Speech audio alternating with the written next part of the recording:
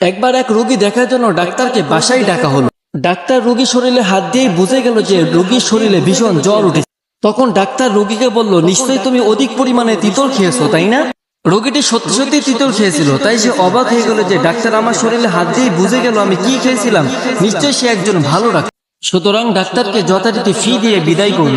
ডাক্তারের সঙ্গে ছেলেটিও থাকতো। সে তার বাপকে জিজ্ঞাসা করলো, আপনি কিভাবে জানতে পারলেন যে রোগীটি তিতল খেয়েছিল? বাপ বলল, রোগীর চৌকির নিচে তিতলের খোসা দেখতে পেয়েছিলাম, তাই আমি অনুমান করে নিয়েছিলাম যে সে তিতল খেয়েছে। এরপর ছেলে ভাবলো ডাক্তারি করা তো বেশ সহজ কাজ, তাই সেও ডাক্তারি করতে লেগে গেল। একদিন এক হাঁপানি রোগীর বাড়ি থেকে দেখে তার চৌকির নিচে ছিঁড়া জুতা পড়ে আছে। তখন বাপের চিকিৎসা পদ্ধতি অনুযায়ী সেই রোগী শরীরে হাত দিয়ে বলল, আপনি ছিঁড়া জুতা খেয়েছেন, তাই না? এই কথা শুনে তো সবাই অবাক। দূর হ বলে সবাই তাকে তাড়িয়ে দিল। আমাদের দেশেও কিছু এমন কিছু পীর রয়েছে যারা সব অনুসারীকে একই পাল্লায় ওজন করে থাকে, যার কারণে মানুষের সংসদের